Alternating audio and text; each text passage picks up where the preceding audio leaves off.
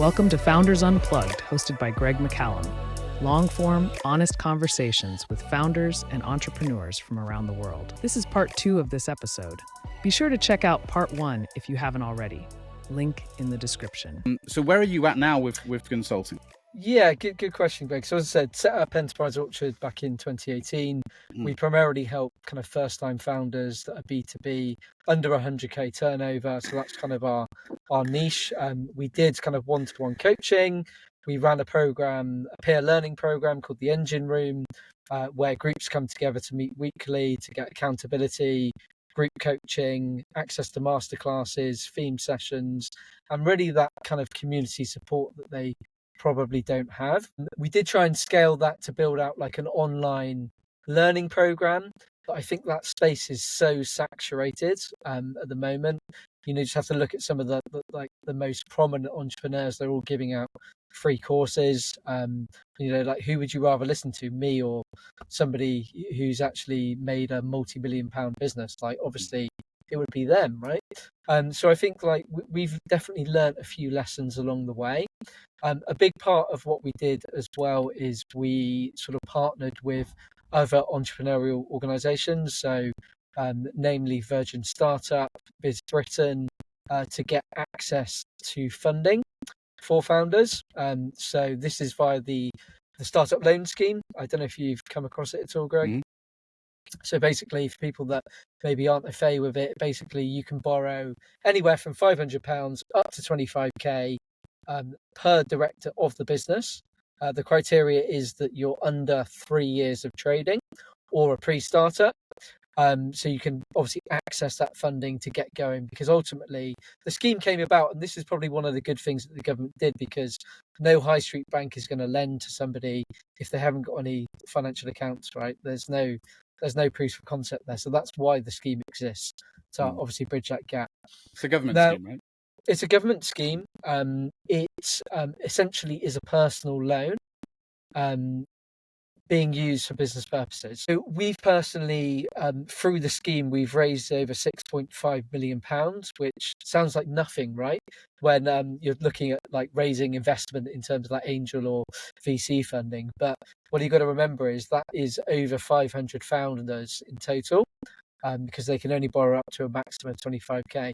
And we're always trying to push founders back on, right, how much you need, what's the money being used for, and always they're overestimating how much they think they need. Like I think this is one of the big blocks in entrepreneurship, is that people assume they need more money than they need to, and they use it as a barrier to not get started. 9 times out of 10, like you don't actually need the funding. Like you can prove the concept with a landing page and a wait list or something similar. Obviously there's certain industries where you can't do that, right? But 9 times out of 10 you can do that to prove the concept and the demand. So we're always pushing back founders to reduce how much they're looking for, because ultimately it is personal debt that they're taking on to start a business. And the way in which we got paid was the same where somebody got £500 or 25k. So we've got no awkward moral compass there about how much people should be taking out. So our default position is, right, take the minimum you need in order to get your business off the ground. If I'm being honest, and this is what I sent you a message about offline, was we've been doing that now for, as I say, kind of 6.5 years. So I've come to a point where it's become very comfortable. It doesn't light me up. It doesn't excite me anymore. And I think that's a dangerous position to be in.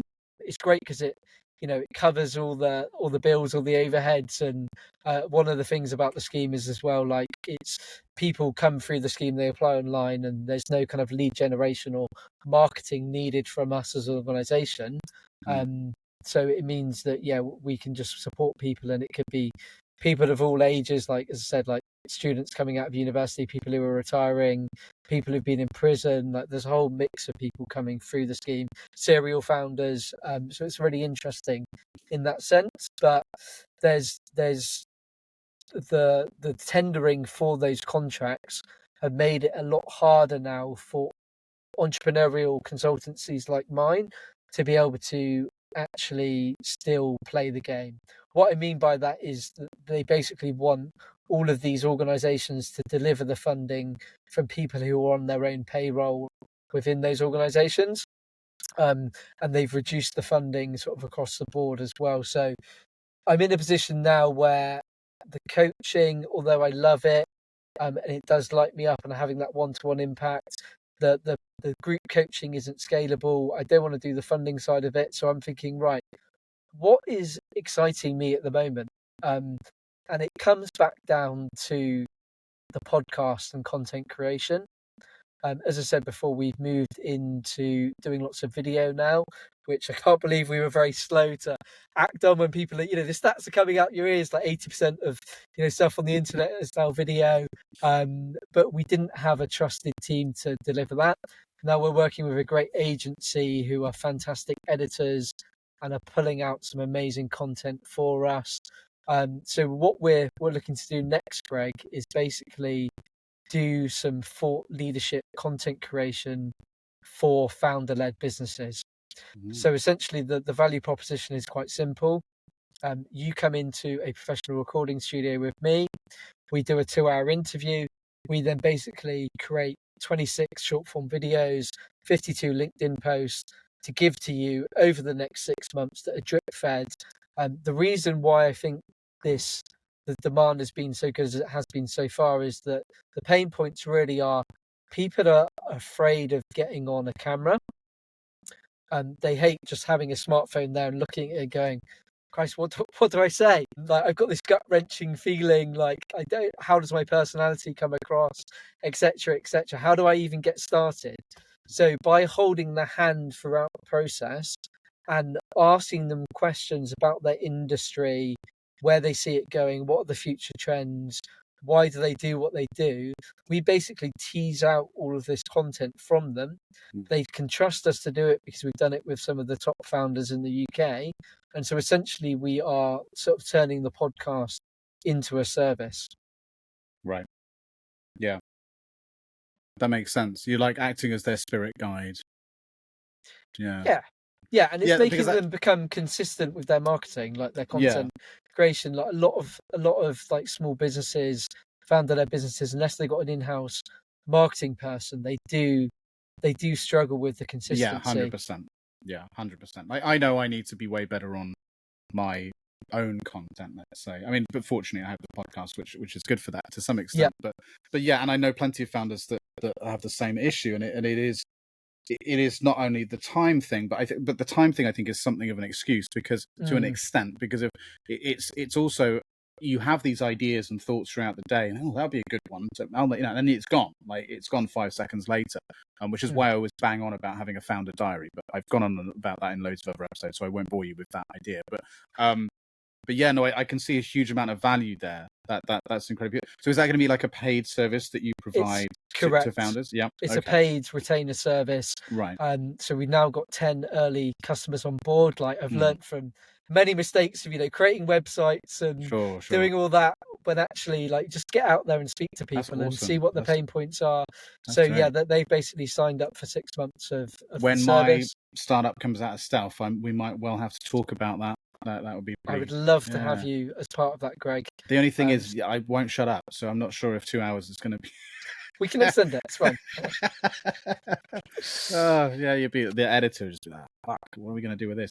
But the point is, it's kind of like having valuable stuff to say, and then also like getting them started on that journey as well. Like it's not like the way I see it is that they might do it again in 6 months as another service, but it's about getting people confident with their own content creation. So it might be that after a year or 18 months of support, they're actually going, I can do this for myself now, and that's great. I mean, obviously, it's a bit of a flaw in the business model, but there's enough businesses that need help in regards to that. So I don't feel there's a scarcity problem as such. No, definitely not. Yeah, definitely not. And I'm sure there's some sort of after work there anyway, in the sense of like there is with most businesses where you can assist with kind of the setup of that, maybe the recruitment. And there's going to be other things that they're going to need help with at that point, because of even just knowing what skill sets do I need to look for when I build my own in-house team. content marketing team and so on. I think that's still something that to this day businesses really struggle with. Everyone knows they need to have kind of an in-house production team and content machine, but no one really knows what that means. Like how practically, what should I be looking for? Who do I need to hire first, etc., etc. It's just like, oh, someone that can do social media. It's like, it's a bit more than that. Like, yeah, it's not. It's having that strategic direction and picking the channel. Like we're primarily focusing on LinkedIn because that is the channel for most B2B startups and early stage businesses. And I think it's about articulating like their North Star, why they do what they do, but also like where they see the market going. Like that's a huge one, and what part they have to play in that in the future. And it's making people confident to be able to do it for themselves. And I think it's also just getting people started. I think that's the thing. And sometimes people just have these, they like you say, they put up excuses, they procrastinate, they don't get it done. By engaging with the service, it's getting them going. Like I've been posting now every day on LinkedIn for 85 days. Oh, wow. So I had a 90-day target in 5 days' time that I'm going to hit, and the direct messages, the engagement, the business that's come through the door from that has been incredible. Like that consistency has just been second to none. I used to be consistent on LinkedIn. I really need to start posting again. I'm so terrible with it these days. But yeah, it's interesting though what you say about the sort of there are two separate things you talked about in the last 10 minutes that I think are linked in a really interesting way. This idea of first of all, you're saying about how your consultancy would help get a little bit of an injection of cash by way of a startup loan to businesses, and more often than not they would need less than they realized in order to get going. And then you mentioned about founders again, sort of just not knowing where to start when it comes to content production and procrastinating all that. And it feels like there's two very similar things that happen there in both those points. Something that I attribute, Simon Squibb, for example, who you mentioned before, who's an online personality, in this space, I guess you could say. One thing that I do think he does very well is he does talk about that a lot. Like you don't need much, you probably don't need anything, just go out and do it.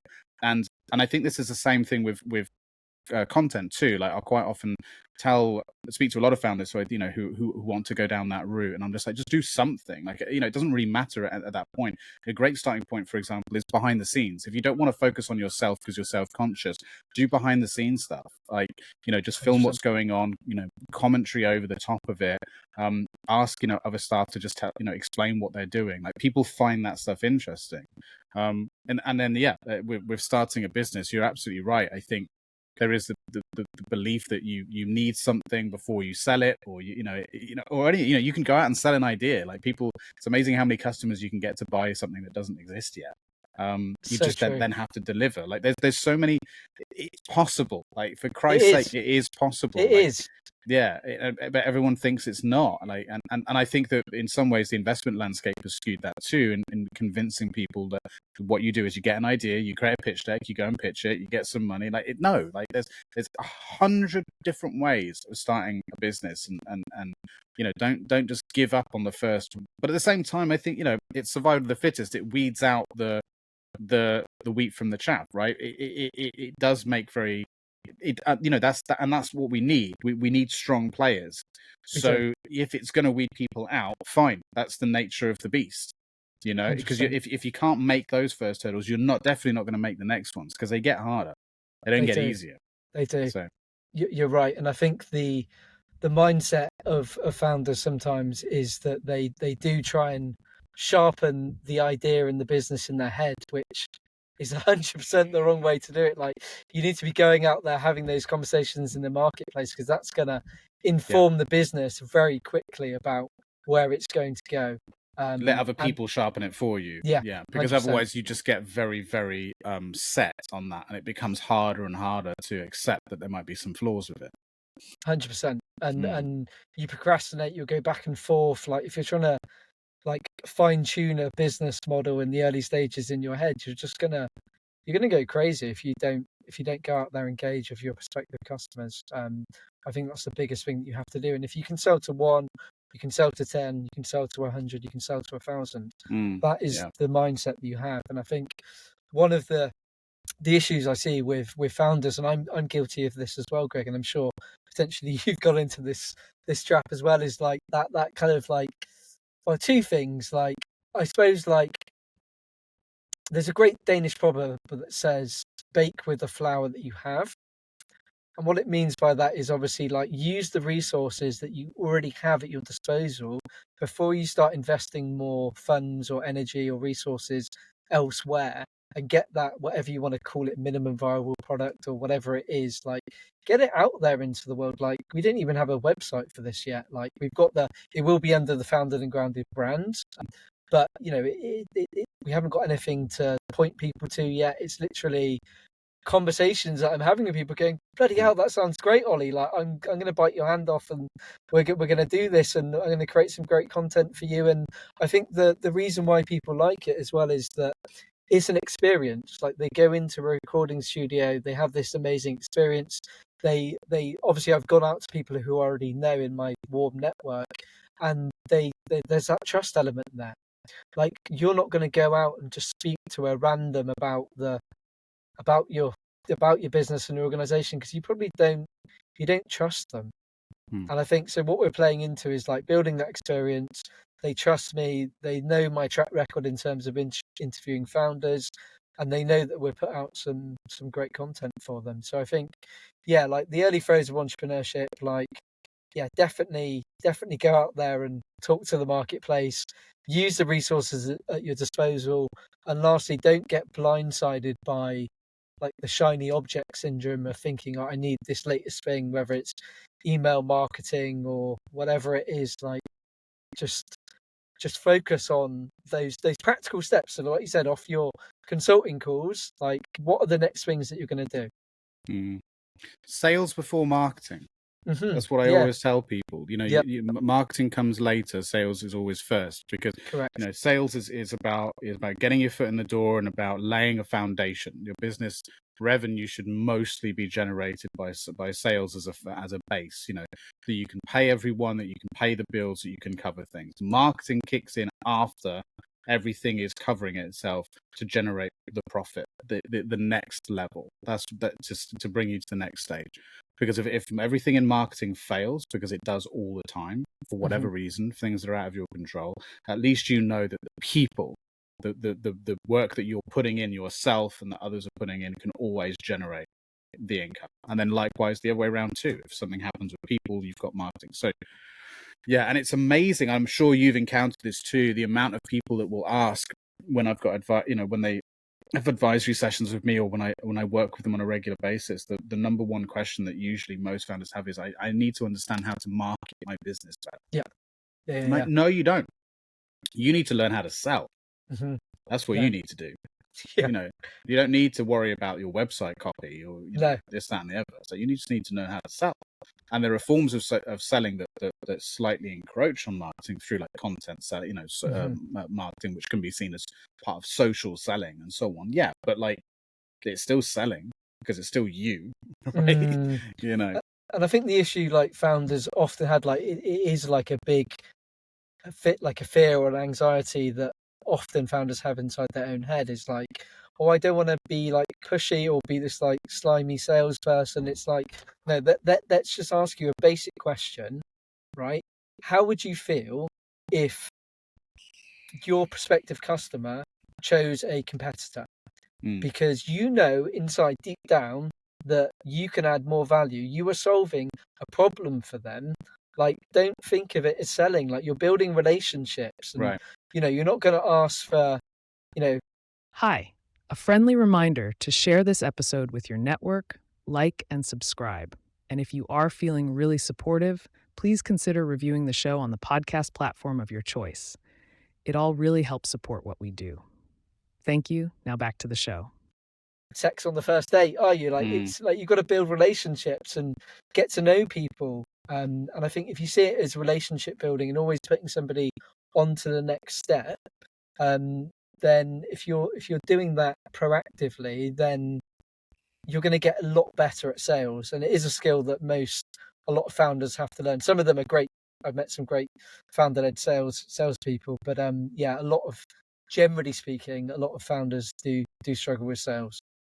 I use an analogy very frequently in working with clients, and I had one of these examples recently where I was working with a group of a sales team, mostly SDRs, and we were basically examining their email cadence, right? And it's meant to be sales. And I explained that I read through it, and I was like, before we jumped on the call, and I said, right, we've got a problem here, guys. These emails are marketing emails. These aren't sales emails. And I'm like, I don't understand what you mean. We're talking about the problem. We're talking about the solution. I was like, okay, let me put it this way. If I had a broken fence outside of my house and someone who's a handyman walks past and writes a little note that says that says I'm in the area. Yeah. What they'd say is, as a salesman, this person will say, hi, I'm in the area. I walked past your house. I noticed you got a broken fence. I fix fences. This is my number. That's sales. The marketer would walk past, go home, open up Canva, find images of fences, research fences, find statistics on how unhappy people are when they have broken fences versus when they have those fences. Create a really nice double-sided flyer, glossy paper, a certain amount of thickness of paper to get the right colors, this, that, and the other. Print it off and put it through my box, and I take one look at it and I put it straight in the fucking bin. That's the difference between sales and marketing. And these emails read as marketing. Did you know, on average, X amount of It's like, what the fuck are you doing? Just be like, hey, I noticed you don't have this thing. I have this thing. Do you want this thing? I can do it now. That's sales. Here's a discount. Like, like, you've got a need. I've got a solution to that need. This is my and this is my skill set. And then you can get in and like, but we need to give the to explain our credentials and why with it. No. That's negotiation. That comes later. That's the next part. You're trying to do the full sales cycle in one. When you try and do the full sales cycle in one, it then comes out as marketing. That's not what you're trying to do. You're not trying to get 100%. A decision to be made. You're trying to just get them to take the meeting or to call you or to make the first step. And that's a big mistake. Yeah, that's the big 100%. Mistake. Always trying to jump ahead and jump ahead and jump ahead. Calm down. Take it one step at a time. Yeah, someone gave me the analogy, Greg. I don't know if you like this one. Do feel free to break it apart. It wasn't my analogy, but if you play golf, I don't personally, but like marketing is like the teeing off, and like the sales is like putting the ball into the hole, right? The wrong way round, I would say, but I won't. Yeah, that feels like the wrong way around. I would probably say the opposite. Tear it apart. Yeah. There we go then. So well, actually, I would say sales is driving to the golf course. Yeah. Okay. Yeah. You got to get there in the first place. You got to be in the arena. Yeah. yeah. You know what I mean? And then you do the work. You know, the work comes later, I guess. I don't know. But the analogies, they can be done however you want, I guess. That's the good thing about them. But yeah, one thing I would say, like one of the things that you sort of touched upon there was like making sure that they're taking the next step, and not everyone is ready to buy. Like that's what a lot of people forget is like, I'd say like only 3% of your prospects are ready to buy right now. Like 7% are looking to buy in the next maybe like 3 months, and then following that maybe the 6 months, and then the following like 50% are never going to buy. Like discount them, forget about them. Like focus on what is going to make the biggest difference in your business about converting those people who are more ready to buy. And obviously you're measuring that through sort of buying signals. And like a lot of I don't know if you come across Google's 0 moment of truth concept. It's quite old now, but it was done in sort of 2015. And basically what it says is that you need to spend, on average, and this is back in 2015, that buyers spend 7 hours researching a business across 11 different touch points across 4 different locations. And that's obviously on average. Some people buy quicker than that, some people take longer, etc. So they called it the 0 moment of truth because the first moment of truth is usually like if you walk into a supermarket and see a product on the shelf, like that is the first moment of truth there. The second moment of truth might be consuming that product. But the 0 moment of truth comes way before that. So you can apply that to like consultancy, like you might have a meeting as the first moment of truth, and then it might be, delivering a coaching session and see the benefit from that as the second moment of truth. But way before that, how do you get people to consume 7 hours of your content? Now that is obviously quite a quite a lot of content, right? And that's why, doing a podcast, like featuring on podcasts, is a great way of doing that, because people get to know, like, and trust you, and it's long form content.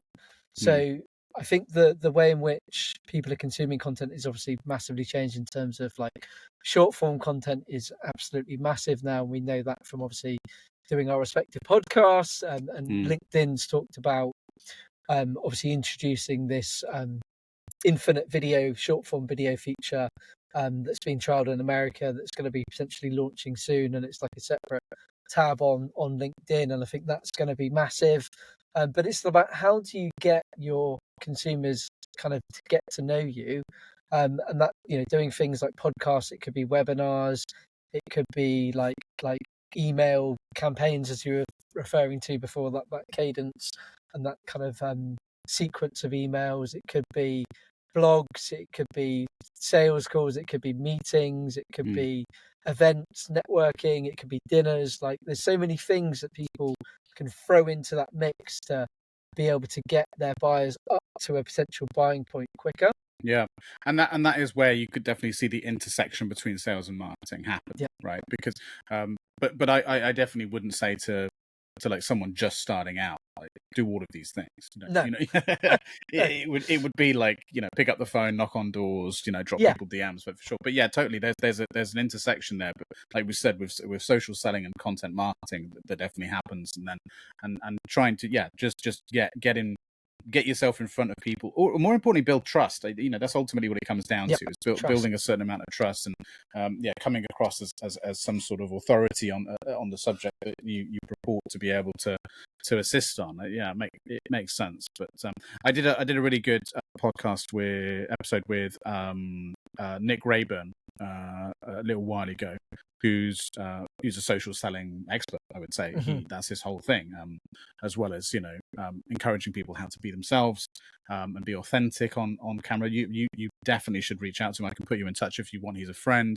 He lives locally to me as well. He's worked with some amazing companies, helping. He really truly believes that employees have the power to do this as well. In businesses, and as businesses, they should be empowering their employees to go forward and kind of generate business by doing this. And he'd be an amazing person for example, to weigh in on this new venture that you're doing, and maybe give some tips and tricks to some of the founders you're working with. He'd be fantastic at it, especially when it comes to them finding their true voice. That's a really passionate thing of him, to get people to let go and just be themselves, because that's when he believes that's when people are at their best and people are more likely to connect with you. So he's great at that. And we have long conversations about that. Very often we meet every now and then for coffee, and he's a fascinating guy, and he's got a lot of good insights there as to how to make the most of that, and how to overcome that fear of doing it in the first place, really, which is really important, I think, these days. We're all content creators these days. On that note, though, I did want to ask more specifically about you as a podcaster. And by the way, I should point out, because I was so engrossed in conversation, I forgot to mention when the halfway point was reached, which I usually do, because the episode's released in 2 parts, and I forgot to say, this is the end of part 1, now part 2. So if anyone's listening to this and I didn't mention that, sorry, but you're in part 2 already and have been for a while. So thanks for tuning back in. I wanted to specifically ask you just a couple of questions more specifically about you as a podcaster, because a lot of people, again, going back to content marketing, a lot of people see podcasting as a potential opportunity to generate content, and I think it's a smart move. It can be, because if you can actually create quite a lot of content, quite a diverse range of content, and it's a way of working smart, not hard, sometimes in generating that and putting it out into the world. So for those that are maybe listening and thinking about doing something similar, what advice would you say? What advice would you maybe give in those early stages? And are there some really surprising things about podcasting that you picked up that you think people deserve to know before going into it? Great question, Greg. I think that the first thing that you have to just have to go for it. You just have to do a pilot episode and see how it goes. Like, don't spend months and months planning. Like, just get started. I would say that is the sort of biggest takeaway. With what you have, right? With the flour with what that you have, with the flour you have. Like, get bloody started. Like, get you your don't phone need out. loads of fancy equipment. I do have to make an admission here that I did forget my microphone this morning as well. Yes. Greg. Sorry, I do apologise about that. I know a podcaster. It sounds good though. It sounds good.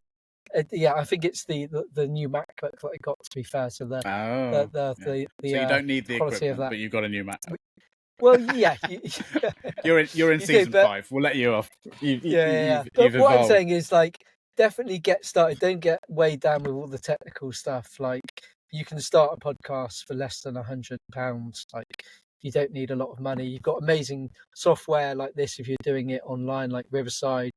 When we were doing, I basically started mine for free. I was just using Google Meet. I mean, you have to upgrade to be able to unlock the recording functionality. But what's that, like 30 quid a month or something? So, not even exactly. That. Like, I think the biggest thing that you have to decide on though is like what is your niche and the problem that you're looking to solve.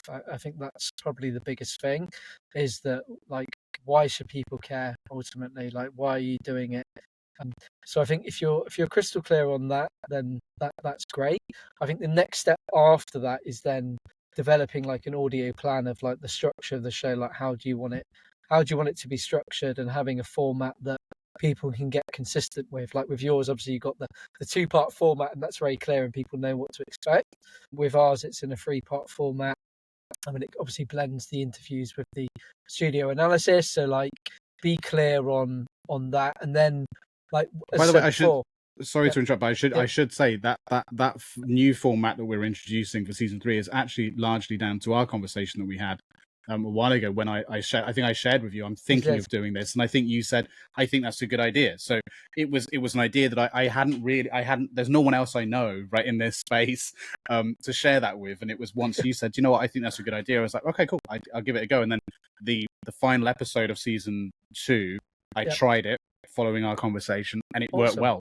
And then, so now we decided to do it. So I should actually thank you for that. That makes me so happy. Thank you. That's great to hear. And I think, you know, it's like, being clear on that, and it will morph and evolve over time, as we said before. But I think if you've got a bit of a plan there about how what format you want to have, then I think that's key.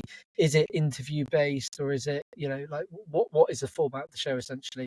But I would say, like, just get started, like, and then the next the follow on from that is, like, you've got to have that persistence, you've got to have that consistency. Like, as you said before, most podcasts don't make it past 20 episodes, so you've got to be in it for the longer haul, but don't just get started in the first place. And then like, you've got to be passionate about it, otherwise, like, as I said before, there's times when I'm like, oh god, what am I going to do with the podcast? Like, is it going to carry on? But then you find a renewed motivation. Like, why am I doing it? Because I'm very passionate about other founders, learning from other stage founders and getting that content out there. And they're not talking about the glamorization and the hustle culture of entrepreneurship. It's the bloody reality. Because that makes people feel more normalized. Like, they know other people are struggling. They can see it, they can hear it. They're talking about those challenges. Like, they have that empathy then that other people are going through it. So it's like, I don't feel alone. Like, I feel more connected. And if they're talking about it, then so should I. Like, I think that's like, there's a big thing, and I'm sure you've come across this, Greg, like looking at like mental health within entrepreneurship, that it's, bad mental health is more prevalent for a variety of different factors. But shows like ours, hopefully, are giving people a community to access, an empathy, that they can feel reassured by the content that they're listening to. A problem shared is a problem halved, right? Yeah, absolutely. 100%. But going back to your question, get started. Don't make excuses. Be clear on your vision of why you're doing it in your niche, and be prepared that it is a lot of work. But if you're passionate about it and you build up a good following, then it can be one of the most amazing things. Like, now we're at a point where we've obviously had sponsors for a couple of seasons. Like, I get to meet the most amazing people. I get sent like freebies. We're oversubscribed. Like, I am loving it, and that's why I'm going all in on content, because it's what that lights me up and makes me. It's sort of reignited my passion for it. So that's awesome, man. And it's super exciting, really exciting for you. and I'm really looking forward to taking part, like you said, in a while later on down the road. By the way, just to quickly check, because we started a bit later, are we okay to go on a little, like, with the equivalent time later? Is that all right? Yeah. Okay, cool. So I was just conscious. Yeah. Okay, good, perfect. Yeah, one thing I'll weigh in on that, if it's okay, because as you probably noticed, that's the format of the show. A lot of people ask me in sessions about, I'm thinking about starting a podcast, and I sort of interrogate them a little bit on that, because I think sometimes people conflate the idea of a podcast with an idea of a webinar with the idea of a workshop. Like, those three things get sometimes very muddied, and so I'll ask a few questions, and then we'll be like, oh, okay, actually what you described there, what you want to get out of it, what your goals are, that's actually a webinar, mate. Like, do a webinar, that's a really good point, Greg. Where it's a workshop. Like, you don't need to commit to doing an episode every week, whatever, finding guests and all of the nonsense that comes with that, like, because it is tough. When actually you've got the opportunity to maybe do 1-2 webinars or workshops a year, have them on demand, and just use all of the content with clip generation, or get someone to edit clips. Like, what you want to achieve is probably achievable in other ways. So yeah, that's the only thing I would add. I did want to ask, actually, one quick question before I jump into the last bit of what I wanted to ask about, the last theme, I guess you could say. Look at me pretending like there's a format, which is, what advice would you give me as a podcaster, now that you've been in it for a while and you've listened to a few episodes, or apparently you have? I'm going to trust that you have. Hector Hughes, shout out to him. Hector. Hector. I need to get him back on, actually. I'd love to, because he just opened a new location. They opened one in Spain, didn't they? Yeah. And they're expanding into Europe, which is great. Which is awesome. I'd love to get him back on and catch up with him. But yeah, what advice would you give to me? Go on, be honest. Be as brutally honest as you want. I might not listen to any of it, but well, thank you for being open to it. I mean, I'm not a podcast expert, Greg. Like, we have built a podcast following very naturally over the course of 5 years. Like, we are consistent. We show up. We have a schedule that we stick to. Sponsors know what to expect. Like, guests know what to expect. There's no magic in it. There really, I don't think there is magic in it. So that's what I'd kind of firstly say. I think that the point where it transitioned for us was, like, how seriously are we taking this? Because it's when I started, like, you're obviously a lot kind of earlier on in terms of when you started it. Was it about 18 months ago? Am I right in thinking? Yeah, it was May of last year. Okay, cool. So just over a year. So yeah, like, I think one of my bits of advice is, like, if you can get the sponsorship to be able to do it in person, I think that will give you so much back personally. There are some of those coming up. Got some stuff coming up. Your community and your listeners. Like, I think it does add that next layer to it. Like, you can look people in the eye. You can probably ask them questions that you may not have felt comfortable doing online. I think it just adds that whole new dimension to the podcast. So we started out doing it in person with a handheld, reverted to obviously doing it online, COVID times, and then season 5 has all been in a professional recording studio. And although there's lots of additional admin that comes with that, like trying to find a date that works for you, works for the studio, works for your video team, works for the guest, which can be a nightmare. Then somebody will cancel on the morning of the interview and you have to find last minute replacements. But aside from that, like, I think, like, that will give you so much more. That would be my only advice. Like, you're doing something that you're already on to, something that's built up a great following. I think you've got 3,000 YouTube subscribers, something like that. I think which is amazing. Like, we're just getting started on YouTube. Like, you need to give me some advice on building out a YouTube. Like, because we were audio first. Like, we've only just started doing the full video, like, feature length episodes, which is great. But yeah, like, I would, like, I already know, Greg, that your mindset is, like, you're open to learning, like, you're open to making it the show as best as it possibly can be, and that's the same as me. So, like, I'm not an expert. Like, I will take advice. Like, we've got an advisor now called David Maffa-Roberts, who's been advising on. He runs worked in media for the last sort of 25 years and worked with some amazing people like Peter Gabriel, and he's built out lots of different agencies, and he's been giving us advice on how we sell it to sponsors and grow the show and monetize it beyond just the actual sponsorship revenue. So I think like there's always the next stage that you're trying to get to, right? But what I'd also say is don't forget how far you've come in a very short period of time as well. Like, it's important to reflect and take a break. We always take a break over summer. So yeah, we're kind of from June to September, we're not airing shows, and that's important because it enables us to build up a bit of a head of steam in terms of the content, but B, reflect from the audience and the community that are listening, see what feedback they have, and like make the show as good as it can be. Because it's not about us as hosts, it's about the content and how it makes people feel. That would be my biggest advice, really. Yeah, no, good advice. I appreciate that, and I appreciate the compliments too. I'll make an attempt to share my advice when on when I'm on your podcast. But to be honest, it'll probably be most of like it usually is, which is just, I don't know, I've winged it. But no, I appreciate that. So the last thing I wanted to ask you about was, and this is gonna, I feel like this is gonna be a bit cliche, but I have to ask you this.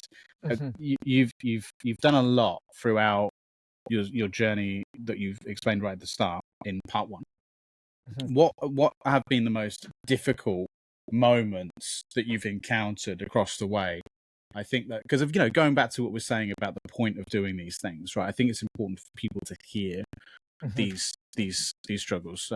Obviously share as much as you're comfortable with, but what are those painful moments been? Great question. So if you are enjoying this episode and want to support the show, please subscribe with notifications turned on, and let us know your thoughts and opinions in the comments below.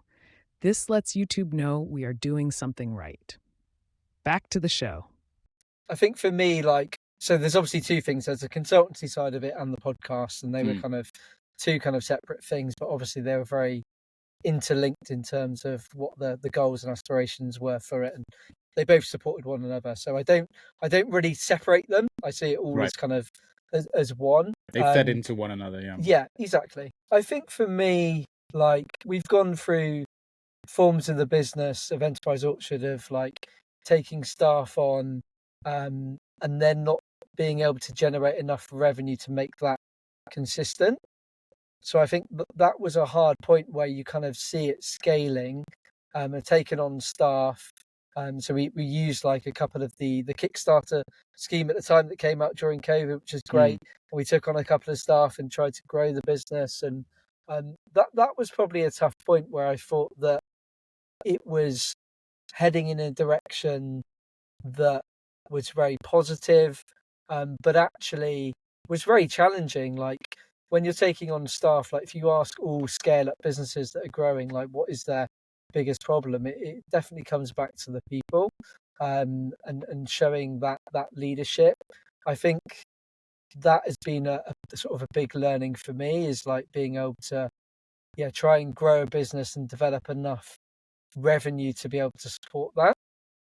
I'd say as well, just the loneliness of running a business. You don't have based on our size, we don't have a staff party. Do you know what I mean? There's things that you don't get with having a job.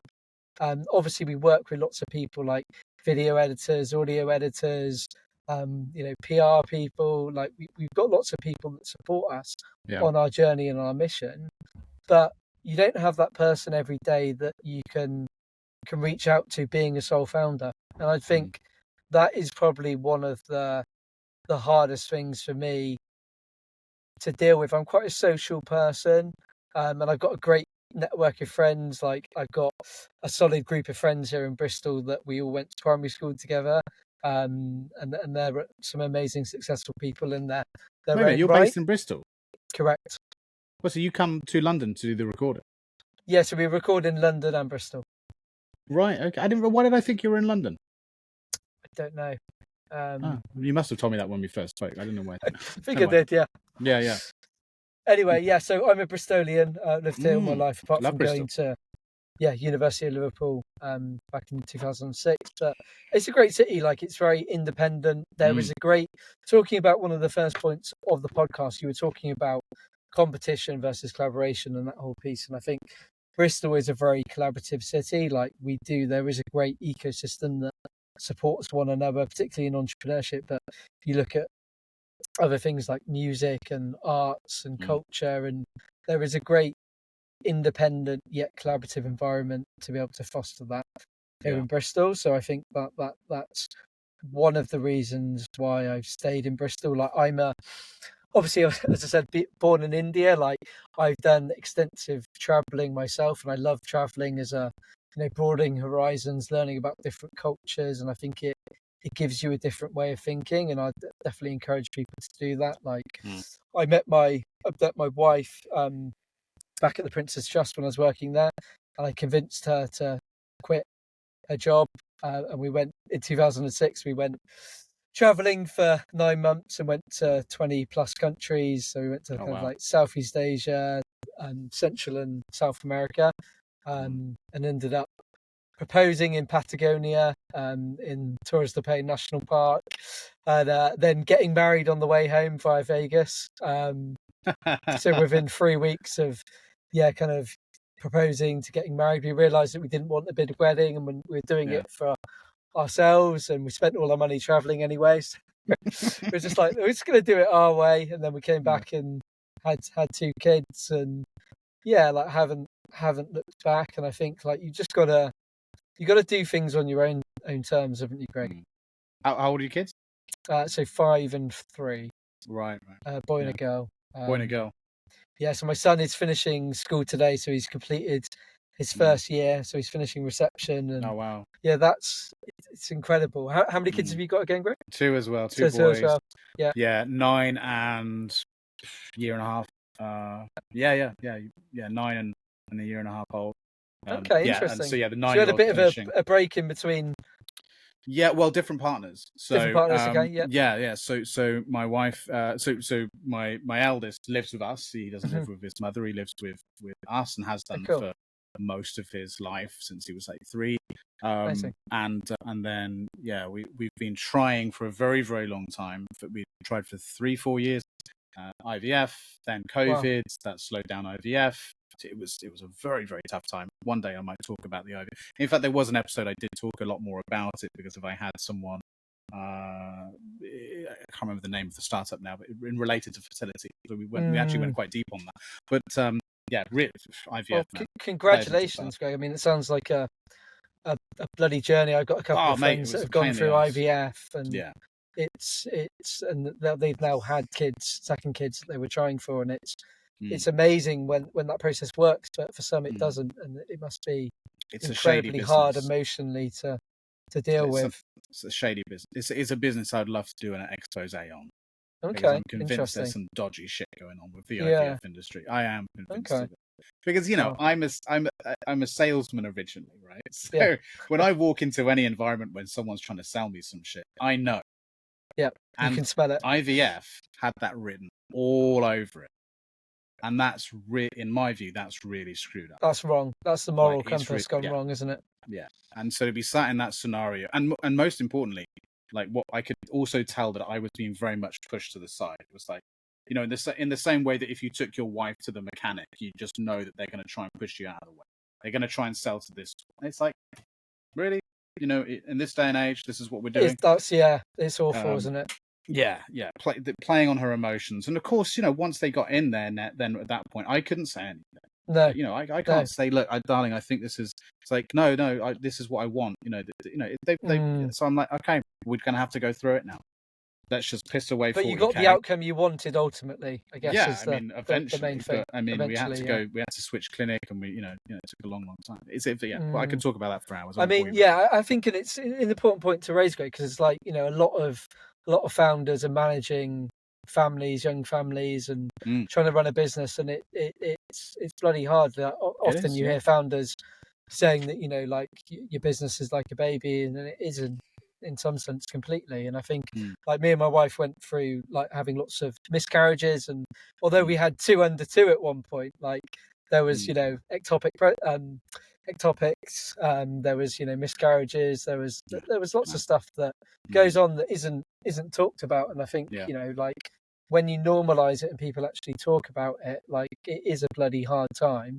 But I mean, what got us through it was then having our kids, and then you tend to not think of it then as much. But if you rewind back to that point in time, like I remember feeling physically sick and like I was going to pass out. We went for a scan and we thought we were going to see the heartbeat and all that stuff, and then nothing was there, and you're like, your whole world just collapses, and it's bloody hard. Yeah, we had that through our journey too. It's not fun. It's interesting. I think my wife can attest to this, that I can be quite confusing as a person, and I'll explain what I mean in a moment. But in terms of the fact that my views can quite often be contradictory, and the reason for that is I do believe that two things that can be diametrically opposed to one another on main principle can be true. You can have two things that are true that are both diametrically opposed to one another. And one of them is this subject about mental health, especially around entrepreneurship and founders. I absolutely agree with everything you've said there. And we could go really in the weeds, in fact, on that. And I'm sure we will maybe at the next when I'm on your show, about the importance of that and about why I do this show to shed light on the humanization of it. But then on the other hand, what is also true is pull up your big boy pants and get on with it. Like one doesn't negate the other. No. And vice versa. Like it's okay to be vulnerable and to understand these things and so on. But guess what? The world doesn't give a shit. 100%. And your business won't survive unless you just pull up your big boy pants and get on with it, right? Yeah. Which I know saying big boy pants probably isn't a very politically correct thing to say, but I don't really give a shit. You get my point, and I think this is something that we're making a mistake of continuously in society as a much wider problem. Is we believe that contradiction is a breaking of logic, and therefore it can't happen. So we must take one side and one side solely, and that is a very dangerous part because that is the death of nuance. Nuance lies in the middle of contradiction. It lies in the middle of two opposing things that you would think don't make sense and breaks logic. And so it's okay to be like, do you know what? That stuff is true. That stuff is true. Let's move forward. You know what I mean? And I think you can do that with pretty much everything, to be honest. It's such a great point, and I think the world of entrepreneurship is definitely not black and white. There's so many nuances there in it, and it's like understanding that. And I think the biggest learning for me is having that support system in place. So like my kids mean the absolute world to me. I've been doing 4 days a week, coming up to 3 years now. So I spend a day, it was with both of them, but now obviously just my daughter, and having that balance and spending that time with them and thinking like a kid again. Like it's just incredible how much they learn and absorb, and you can give them as a parent. But I think, it's ultimately, like you need that support in place and do things that make you happy, and things that re-energize you. Like I often have to go for a run to clear my head and decompress and all that stuff and be the best person of myself. But here's the thing, right? So founders will listen to that and listen to that and go, okay, and this is the mistake they make. They're like, oh right, okay, so 4 days a week. All right, write that down. Run once a week. Okay, write that down. But it's not. So that's the formula. Yeah. It's like, no. No, it's not. You've earned that. That's because me. Right. Well, number one, that's you, and that's what works for you. But number two, before that, you were working your bollocks up, I'm sure. Yeah. So you've earned that. That came later. Oh, sorry, my alarm's going. So before that, it was probably quite miserable, working all hours of the day, barely seeing your wife, like you said, and this is the point I think of these conversations and why they're so important. It's like, more often than not, when we're seeing interviews and they're talking about their routine and this, that, and the other, there's a reason why people dunk on that all the time. It's because it's like, but the stuff that happened before that was pull your pants up, get on with it. It was like you might be going through hardship. I know founders who lost loved ones, who gone through like all of the crazy things, who fled wars, for fuck's sake, beat cancer, like all of this stuff while they were building their businesses, and they didn't have any time to go for a retreat and do fucking yoga and you know what I mean, to speak to a therapist or go on a podcast and talk about how bad they're feeling. They didn't have time for that, because if they did that, they would have failed. You can do that retrospectively, but when it's time to do the work, you've got to do fucking work. You got to do the work. No one's going to do it for you, Greg. No one is going to do it for you. Otherwise, the world will see you as weak and they'll go straight through the throat. That's the way it works, unfortunately. But if you understand the rules of the game, then that's the rules that you're playing by. And if you take, like one of our guests, Johnny Palmer, who's a serial entrepreneur based here in Bristol, like one of the biggest takeaways I got for him was like, he takes personal responsibility for absolutely everything. Right. Like you are personally responsible for you, your family. Like you've got to put, like, call it your big boy pants, whatever it is. Like you've got to take that responsibility. Your big non-gender specific pants. There you go. Yeah, it's a hard one, isn't it? And I absolutely, like, you see this crap being peddled on LinkedIn and other platforms about, people's routines and stuff, like, and that's the whole point about business and founders and life in general, like, because it's worked for someone else. They don't put them up on a pedestal. It's not going to work for you. You've got to find out what works for you, and only you will know that by experimenting, by trial and error. And that's what entrepreneurship is. It's a series of trial and error experiments, and recording it to know what works. And ultimately you've got to measure it, haven't you? Otherwise it doesn't get managed. But you've got to take responsibility. Like my wife is the most supportive person. Like she knows sometimes that I'm just thinking about work and my head's in that space, and I might be working in an evening or something, but we've got a rule that I don't work on weekends. So like that is family time, that is protected. And if I have to do an occasional evening, then I do that, but because that's what I want to do with my time, and that's what I need to do sometimes. Like that is the crux of it. But everybody is different, every business is different. Don't people put people up on pedestals, and just find out what works for you. And at the end of the day, the harder you work, I think in the world of entrepreneurship, the harder you work, generally, the more rewards you will reap. It's not always true of like a corporate environment and so on, that the harder you work, the more rewards you get. But definitely you get into entrepreneurship what you put in. You get out what you put in to a degree. Yeah, I just think that there's a very worrying rhetoric around the mental health conversation, which is in some way and this is coming from someone that's spent his life working battling with anxiety and depression, and gone through traumatic episodes, and all of it. We all have that, and that's kind of the point I'm making. It's like we all have, like, I'm not unique because of I get sad sometimes. It's like, and this is the point now, and this is my concern about the conversation about mental health, especially in our space, is that it brings the focus away from everything. It's like it's not about you. It's like just get on with it. Like it's okay for us to support each other and talk about these things, but we need to be careful that it doesn't tilt too much over to that direction. And it's even difficult with me vocalizing this because some people will interpret what I'm saying as being quite insensitive. It's like, no, that's not what I mean at all. Like you've missed the point if that's your takeaway. It's like it's just about making sure that you're still prepared to do the hard work, because I think people are inherently lazy. People are inherently looking for a way to do things in a simpler and easier way. So if you can throw in something like mental health, it can be used as a bit of a crutch. We have to be careful with that.